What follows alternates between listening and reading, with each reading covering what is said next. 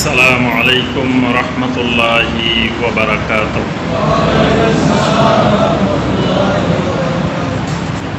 শিরকের উৎস, শিরকের মাসদার, শিরকের সোর্স, অনেকগুলো সোর্স থেকে, অনেকগুলো উৎস থেকে শিরক বের হয়। ওই শিরকগুলোর মধ্য থেকে একটা শিরক হলো, একটা শিরকের সোর্স হলো ভালো মানুষদের, সম্ভ্রান্ত মানুষদের, বড় বড় নেতাদের প্রথমে ভাস্কর্যের নামে, প্রতিকৃতির নামে প্রথমে এগুলা তৈরি করা। এটা পরবর্তীতে প্রথমে কিন্তু এটার পূজা করা হয় না, প্রথমে এটার ইবাদত করা হয় না। এটার ইবাদতটা, এটার পূজাটা শুরু হয় আস্তে আস্তে পর্যায়ক্রমে কিছুদিন পরে। যেমন পৃথিবীতে আল্লাহর জমিনে সর্বপ্রথম এই মূর্তি পূজা শুরু করেছিল নূহ আলাইহিস সালামের কওম। নূহ আলাইহিস সালামের কওম মূর্তি পূজা শুরু করে। আল্লাহ রাব্বুল আলামিন আদম আলাইহিস সালামের উম্মতকে তাওহীদের উপরে আদম আলাইহিস সালাম রেখে গেছেন। এই শিরকের অনুপ্রবেশ ঘটায় নূহ আলাইহিস সালামের কওম। আর শিরকের অনুপ্রবেশটা, শিরকের বিস্তারটা কিভাবে ঘটছে সূরা নূহের 23 নম্বর আয়াতে কারিমায় আল্লাহ রাব্বুল আলামিন বর্ণনা করেছেন। নূহ আলাইহিস সালাম যখন দাওয়াত দিচ্ছিলেন তখন তারা বলতেছিল ওয়া ক্বালু লা তাযারুন্না আলিহাতাকুম ওয়ালা তাযারুন্না ওয়াদ্দাও ওয়ালা সুআআও ওয়ালা ইয়াগুসা ওয়া ইয়াউকা ওয়া নাসরা।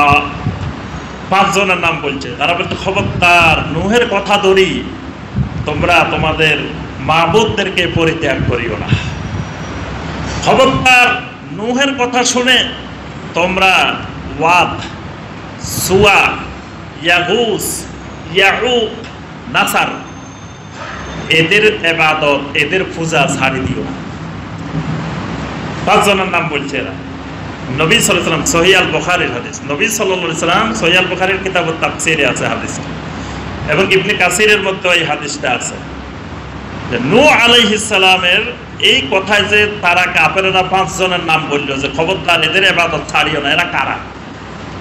নবী সাল্লাল্লাহু আলাইহি ওয়াসাল্লাম বলেন এরা হলো আসমাউ রিজালিন সালেহিন। এরা সেই যুগের দিনদার সালেহিন মানুষের নাম, এই পাঁচজন। এবং শয়তান এরা মারা যাওয়ার পরে তাদেরকে বলল যে এরা তোমাদের বড় বড় সালেহিন দিনদার মানুষ ছিল, এদের তোমরা ভাস্কর্য বানিয়ে রাখো, এদেরকে স্মরণ করো, এদেরকে সম্মান করো। ইবাদত করার দরকার নাই, পূজা করার দরকার নাই, এদেরকে সম্মান দাও, এদেরকে স্মরণ করে রাখো, এদের প্রতিকৃতি ভাস্কর্য বানিয়ে রাখো। মূর্তি বানাইও না, ভাস্কর্য বানাও। শয়তান এই নির্দেশনা দিল। দেওয়ার পরে এরা সম্মান জানানোর জন্য এদের প্রতিকৃতি, এদের ভাস্কর্য বানায় রাখে। এক প্রজন্ম গেল, দুই প্রজন্ম গেল, এর পরের প্রজন্ম এসে শুরু করে দিল আস্তে আস্তে এদের ইবাদত। মনে করলো এদেরকে কিছু ইবাদত করলে, মান্নত করলে, এদের উদ্দেশ্যে জবাই করলে, এদের উদ্দেশ্যে কিছু করলে বরকত হাসিল হবে, আমার নিয়ত হাসিল হবে, আমার বিভিন্ন কিছু হবে, এই আশায় এদের ইবাদত শুরু করেছে। কিন্তু নবী সাল্লাল্লাহু আলাইহি ওয়াসাল্লাম স্পষ্ট বলেছেন ফালাম ইউবাদ। প্রথম যখন এদের বানানো হয়, প্রতিকৃতি বানানো হয়, তখন এদের ইবাদত করা হতো না।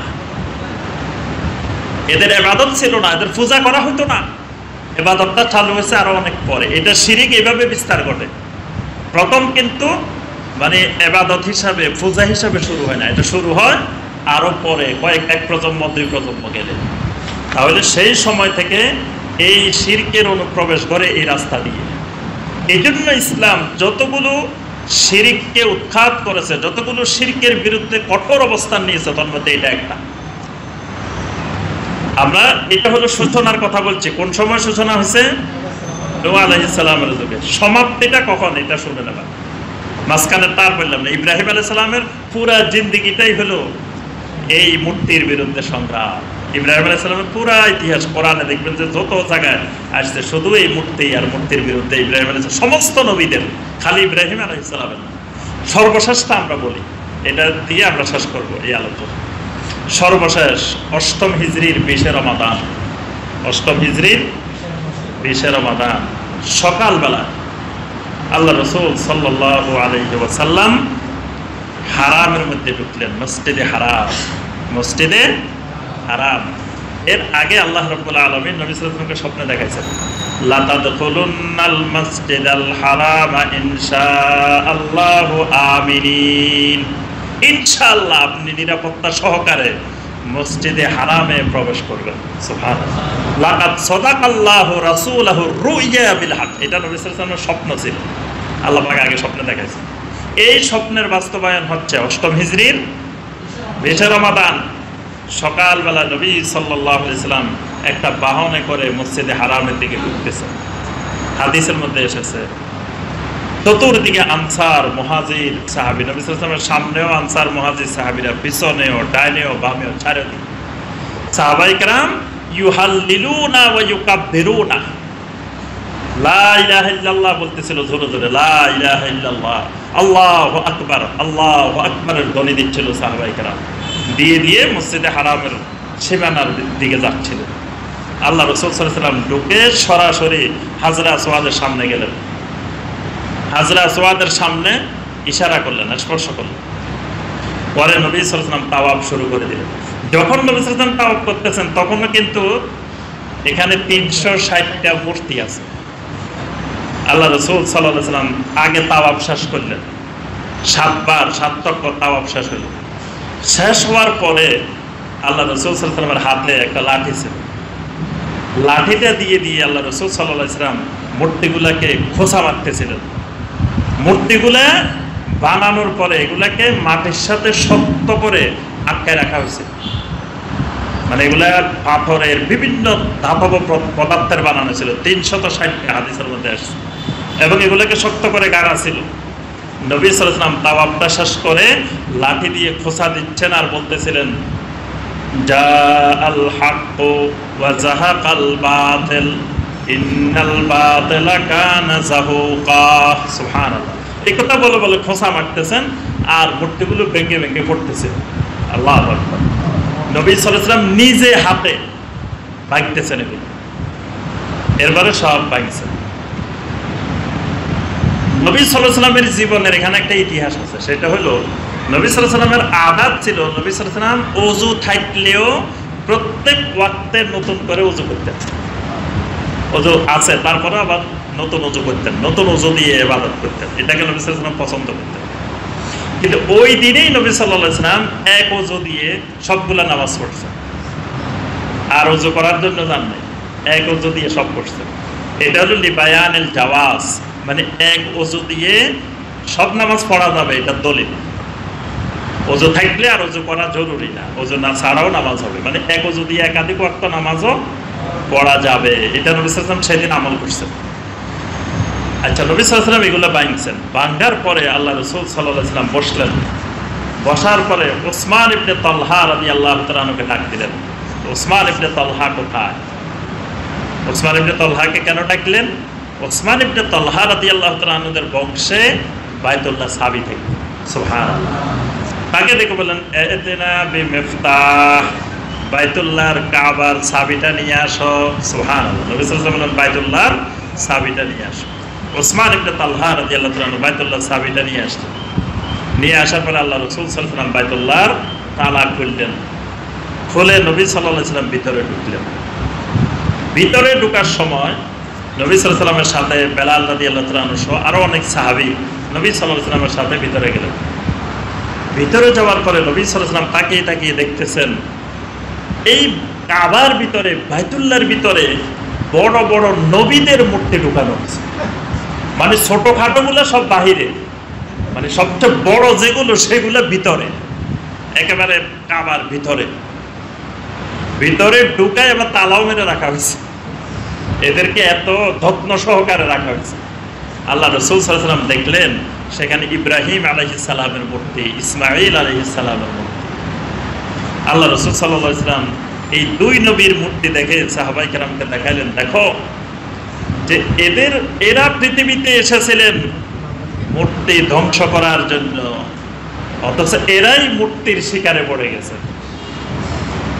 মানে এই দুই নবী, যত নবী মূর্তির বিরুদ্ধে সংগ্রাম করছেন, সবচেয়ে বড় নবীদের মধ্যে ইব্রাহিম আলাইহিস সালাম, ইসমাঈল আলাইহিস সালাম, সারা জিন্দেগি তারা এই মূর্তির বিরুদ্ধে সংগ্রাম করছেন, শেষ পর্যন্ত তাদেরকে মূর্তি বানিয়ে ফেলছে।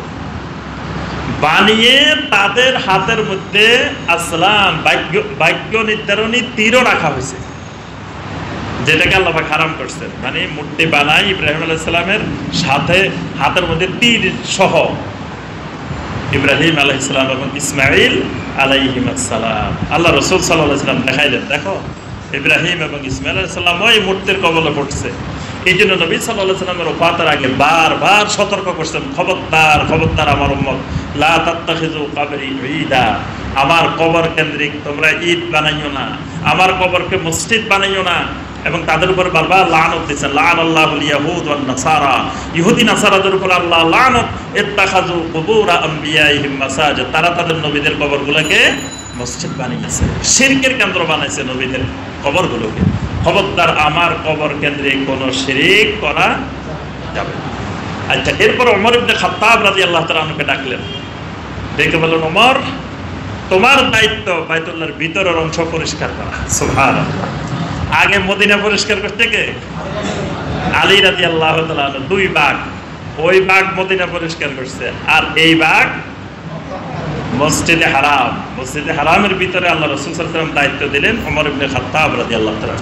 তিনি সবগুলা মূর্তি ভেঙে পরিষ্কার করে বাইতুল্লাহকে একেবারে পরিষ্কার করে দিলেন। এই পরিষ্কার করতে করতে এগুলো ভাঙতে ভাঙতে সকাল থেকে যোহরের ওয়াক্ত হয়েছে। সুবহানাল্লাহ। যোহরের ওয়াক্ত হওয়ার পরে আল্লাহ রাসূল সাল্লাল্লাহু আলাইহি ওয়াসাল্লাম বেলালকে ডাকলেন, ডেকে বললেন, বেলাল ফাওকাল কাবা, কাবার উপরে গিয়ে কাবার ছাদে গিয়ে তুমি আযান দাও। সুবহানাল্লাহ। সেদিন বেলাল রাদিয়াল্লাহু তাআলা আনহু এই মসজিদে হারামেও, বেলাল মদিনারও মুয়াজ্জিন, মসজিদে হারামেরও বাইতুল্লাহরও প্রথম মুয়াজ্জিন, আনুষ্ঠানিক সালাতের জামাত, এবং সেখানে নবী সাল্লাল্লাহু আলাইহি ওয়াসাল্লাম ইমাম। সুবহানাল্লাহ। বেলাল রাদিয়াল্লাহু তাআলা আনহু উপরে উঠে আযান দিলেন। সুবহানাল্লাহ। এরপরে সেখানে সালাতুল যোহরের জামাত হলো মসজিদে হারামের সামনে। তাহলে এই দিন আল্লাহ রাসূল সাল্লাল্লাহু আলাইহি ওয়াসাল্লাম যে কাজটা করছেন, উম্মতকে পৃথিবী থেকে শিরক মুক্ত করেছেন, মূর্তি মুক্ত করেছেন। সুবহানাল্লাহ। পরিচ্ছন্ন তাওহীদের উপরে নবী সাল্লাল্লাহু আলাইহি ওয়াসাল্লাম উম্মতকে রেখে গেছেন। সুবহানাল্লাহ। সুতরাং এইভাবে মূর্তির দীর্ঘ ইতিহাস। সুতরাং কিয়ামত পর্যন্ত কোনো উম্মতের জন্য দ্বিতীয়বার পুনরায় এটাকে আবার তৈরি করা, আবার শিরকের রাস্তা খোলা, আবার শিরকের উৎস আবিষ্কার করা, এটা কোনো মুসলিমের জন্য বৈধ নয়। এই জন্য আমরা সবাইকে অনুরোধ করব যে মূর্তির বিরোধিতা এক জিনিস। আমরা সবাই কিন্তু বঙ্গবন্ধুকে, জাতির জনক বঙ্গবন্ধু শেখ মুজিবুর রহমানকে আমরা সবাই সম্মান করি, এই দেশের সব মানুষ সম্মান করে, সেই সম্মানে কোনো ঘাটতি নেই। কিন্তু তাকে সম্মান জানানোর নামে মূর্তি বানানো, এটা ইসলাম সমর্থন করে না। এই জন্য আমরা যেটা অপছন্দ করি, আমরা যেটা বলবো সেটা হলো মূর্তি নয়, তাকে সম্মান করার আরো বৈধ অনেক রাস্তা আছে, শরিয়া সম্মত রাস্তা আছে। তার কবরে সওয়াব পৌঁছানোর জন্য অসংখ্য ইসলামের রাস্তা আছে, সেগুলোর মাধ্যমে আমরা সবাই তার কবরে সওয়াব পৌঁছাই, তার জন্য দোয়া করব, তার জন্য আরো বিভিন্ন পদ্ধতি আছে সওয়াব পৌঁছানো। কিন্তু সম্মানের নাম দিয়ে কেউ কেউ হয়তো এই শিরকের রাস্তা করতে চায়। এই জন্য আমরা অনুরোধ করব, এই কাজ থেকে আমরা সবাই বিরত থাকার চেষ্টা করব। আল্লাহ রাব্বুল আলামিন আমাদের সবাইকে শিরক মুক্ত তাওহীদি ঈমান নসিব করুন। আল্লাহ রাব্বুল আলামিন আমাদেরকে শিরক এবং ঈমানের মধ্যে, তাওহীদ এবং শিরকের মধ্যে পার্থক্য বোঝার মতো জ্ঞান, ফরকান আল্লাহ রাব্বুল আলামিন আমাদের সবাইকে দান করুন। আমাদের দেশের উপর আল্লাহ পাক রহমত নাজিল করুন। আল্লাহ পাক এই দেশকে তাওহীদের দেশ, সুন্নতের দেশ হিসেবে আল্লাহ পাক কবুল ও মঞ্জুর করুন।